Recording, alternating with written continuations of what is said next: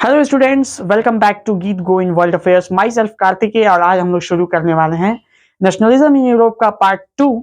और चलिए शुरू करते हैं। ये जो इसका मेन हेडिंग है, आज हम लोग जो पढ़ने वाले हैं इस चैप्टर में, वो है the French revolution and the idea of nation. ठीक है, तो इस चैप्टर को पढ़ते समय इस पॉइंट को, इस हेडिंग को पढ़ते हुए आपके दिमाग में ये रहा होगा कि फ्रेंच रिवॉल्यूशन से रिलेटेड कुछ इसके अंदर होगा। बिल्कुल सही बच्चों, आप लोग एकदम सही पकड़ा है। फ्रेंच से ही रिलेटेड है और जो कि को रिलेटेड है आपका पिछली क्लासेस का, क्लास नाइन्थ का ये कोर्स जुड़ा हुआ है। और जिन बच्चों को क्लास नाइन्थ में चैप्टर 1 जिन्होंने नहीं पढ़ा है उनको प्रॉब्लम होगी थोड़ी सी, लेकिन उसको मैं प्रयास करूंगा कि उसको मैनेज किया जाए। और जिन लोगों ने पढ़ा है उसके लिए तो बल्ले बल्ले है, क्योंकि उसके लिए और इजी होने वाला है। तो चलिए शुरू करते हैं। और ये हम लोग मान लेते हैं कि फ्रांस क्या हो चुका है, आजाद हो चुका है। किससे? बर्बन डायनेस्टी से, यानी राजा प्रजा जो तंत्र है वहां पे चल रहा था उससे आजाद हो चुका है। अब जरूरत थी आजाद होने के बाद कि नेशन के प्रति उनके कुछ क्या हो, कुछ फीलिंग्स हो, कुछ जुड़ाव हो, कुछ एकीकरण हो उनके अंदर कि नेशन का जब कोई इनके नाम बोले, नेशन बोले, फ्रांस बोले, तो उनको क्या हो, फील हो, कुछ पावर, इंटरनल पावर देश के प्रति कुछ निकले। तो उसके लिए क्या हुआ बच्चों कि कुछ चीजें बनाई गई, जिससे क्या हुआ कि सभी एक दूसरे से, देश के प्रति लोग एक दूसरे से भी, और सभी लोग देश के प्रति जुड़ाव महसूस करें। तो इसके लिए कुछ पॉइंट बनाए गए जिससे क्या हो, लोगों के अंदर देश के प्रति क्या हो, जुड़ाव महसूस हो। तो ये कुछ पॉइंट है आपके सामने। सबसे पहला है बच्चों the idea of la patrie and literature. La patrie मतलब फादरलैंड। जैसे हम लोग अपने इंडिया को क्या कहते हैं, भारत मां। उसी तरीके से ये लोग क्या दिए, पिता, यानी फ्रांस को पिता के रूप में दिखाया गया है। और आपको पता ही होगा कि कोई भी बच्चा जो होता है अपने पिता से बहुत ही ज्यादा नजदीकी होती है। ठीक है, दूसरा है लिक्ट्योर का मतलब होता है बच्चों सिटीजन्स। जितने भी फ्रांस के लोग हैं वो क्या हैं, फ्रांस के सिटीजन। यानी सिटीजन यहाँ पे क्यों लिखा गया है, सिटीजन बच्चों इसलिए लिखा गया है क्योंकि हम लोगों ने देखा है, जब फ्रांस का चैप्टर हम पढ़ रहे थे तो हम लोगों ने देखा है कि जो वहां का राजा था वो वहां की जनता को 3 हिस्सों में बांट चुका था। पहले में शाही परिवार, दूसरे में पादरी यानी चर्च के लोग, और तीसरे में मिडिल क्लास और नॉर्मल लोग थे। इस तरीके से वो लोगों को बांटा था वहां पे। लेकिन इससे क्या, इसको देने से क्या हो गया है कि सभी लोग क्या हैं, एक समान है। सभी लोग इस देश के यानी फ्रांस के क्या हैं, सिटीजन है। ठीक है, दूसरा क्या बनाया गया, दूसरा एक नया फ्रांस का झंडा बनाया गया, जो कि झंडे से क्या होता है, यूनिटी दिखाई जाती है। ठीक है, तीसरा क्या किया गया, फॉर्मेशन ऑफ नेशनल असेंबली, जो कि बहुत ही इंपॉर्टेंट है। वहां की लोगों के लिए एक नेशनल असेंबली का फॉर्मेशन किया गया, जिसमें जनता के द्वारा चुने गए जो भी व्यक्ति हैं वो वहां पे जाकर जनता के लिए काम करेंगे। ठीक है, अगला है new hymns were composed, oath were taken. New hymns का मतलब हो सकता है बच्चों स्लोगन। ठीक है, और ओथ मतलब शपथ। ठीक है, तो नए नए आपके स्लोगन्स और शपथ लिए गए देश के प्रति कि हम, ऐसे कुछ लिया गया होगा कि हम भारत के लोग, ऐसा ही कुछ लोग वहां के कहे होंगे कि हम फ्रेंच के लोग फ्रेंच की रक्षा करेंगे, चाहे फ्रेंच के लिए कुछ भी करेंगे। ठीक है, अगला दिया गया a centralised administrative system was set up. वहां पे एक बहुत ही सटीक प्रशासनिक व्यवस्था की गई। ठीक है, जिससे क्या हो, लोगों की सुरक्षा बनी रहे। ठीक है, अगला क्या दिया गया, अगला दिया गया internal custom duties and due year abolished. यानी वहां पे जो भी कस्टम ड्यूटीज थे और ड्यूज जो भी लगते थे उसको क्या कर दिया, नष्ट कर दिया गया।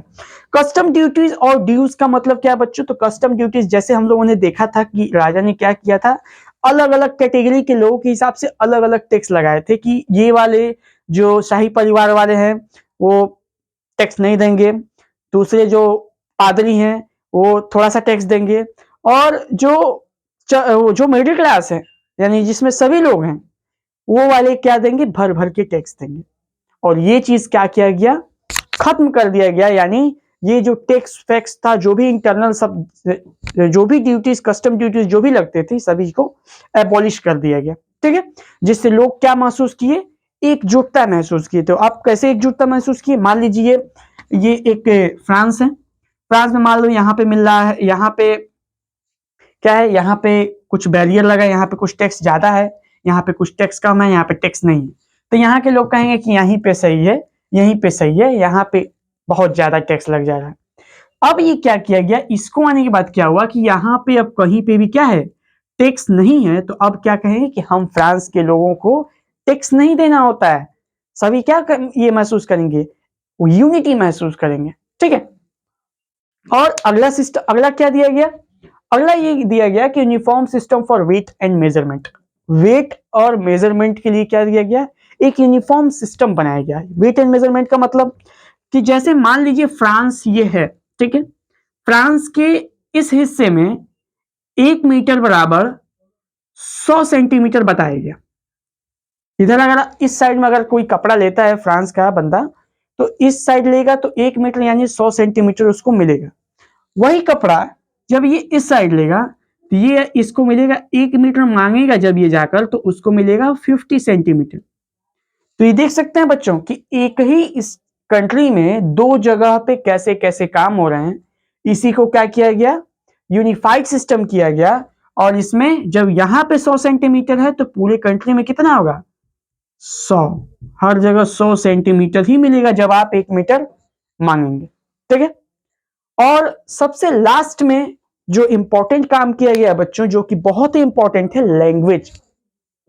जितने भी रीजनल यानी लोकल लेवल पे जितने भी लैंग्वेजेस हैं उनको क्या किया गया, सप्रेस किया गया, उसकी प्रचलन कम की गई।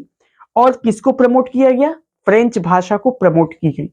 इसको प्रमोट करने के बच्चों कारण ये है कि इससे प्रमोट करने से क्या होगा, ज्यादा से ज्यादा लोग फ्रेंच बोलेंगे, और फ्रेंच बोलने की वजह से एक फ्रेंच भाषा भी क्या दिखाएगा, एक यूनिटी दिखाएगी। ठीक है, तो आई होप सो दैट ये सभी पॉइंट आप लोगों को समझ में आ गए होंगे।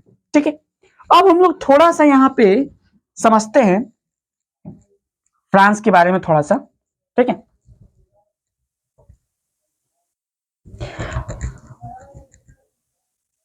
अब इन सबको, फ्रांस को क्या हो चुका है, मिल चुका है, कलेक्टिव आइडेंटिटी मिल चुकी है।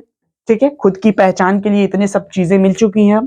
ठीक है, अब क्या हो गया कि अब हम लोग देखेंगे कि किस तरीके से अब फ्रांस को ये सभी चीजें मिल चुकी थी, कलेक्टिव आइडेंटिटी। अब फ्रांस क्या कर रहा है कि अपने इस आइडियोलॉजी को, नेशन स्टेट के आइडियोलॉजी को क्या कर रहा है, यूरोप में भेज रहा है। और यूरोप में भेजने के बाद यूरोप में कहां भेज रहा है, जो कि उसके आसपास की जो भी कंट्रीज हैं, कौन कौन सी कंट्रीज हैं, हॉलैंड, बेल्जियम और स्विट्जरलैंड, इन सभी जगह क्या कर रहा है, यह स्प्रेड कर रहा है नेशन स्टेट के कॉन्सेप्ट को। ठीक है, और बच्चों एक बात याद रखना, अभी नेपोलियन आया नहीं है। ठीक है, अभी जस्ट अभी अभी क्या हुआ है कि यह जो कंट्री है फ्रांस, वो आजाद हो चुका है, उसको ये सब लोगों को मिल चुका है, उस देश के लोगों को। और वहां पे 5 सदस्यों वाली टीम क्या कर रही है, फ्रांस पे क्या कर रही है, उसकी देखरेख कर रही है। ठीक है, 5 सदस्यों वाली, जो कि कभी कभी एक एक किसी पक्ष पे तैयार होता है, कभी किसी पक्ष पे तैयार नहीं होता है, कभी 2 किसी पक्ष पे तैयार होते हैं, कभी 3 किसी पक्ष पे नहीं तैयार होते हैं, कभी 4 किसी पक्ष पे तैयार होते हैं, तो कोई एक पक्ष पे नहीं तैयार होता है। तो ये थोड़ा सा रसाकसी चल रहा था, और रसाकसी के बीच में क्या हुआ, आगमन हुआ द ग्रेट नेपोलियन का। ठीक है, तो आप लोगों को ये समझ में आ गया है। एक बार और मैं बता देता हूं, फ्रांस आजाद हो चुका है, उसको खुद का आइडेंटिटी मिल चुका है, उसके यहाँ 5 सदस्यों वाली एक कमिटी, जोकोबिन्स क्लब की एक कमिटी क्या कर रही है, इसका प्रचार भी कर रही है, और 5 सदस्यों वाली टीम क्या कर रही है, फ्रांस का काम देख रही है। ठीक है, और फ्रांस क्या कर रहा है, अपने इस नेशन स्टेट की आइडियोलॉजी को बगल की यूरोप के देशों में क्या कर रहा है, फैला रहा है, जैसे हॉलैंड, बेल्जियम और स्विट्जरलैंड में।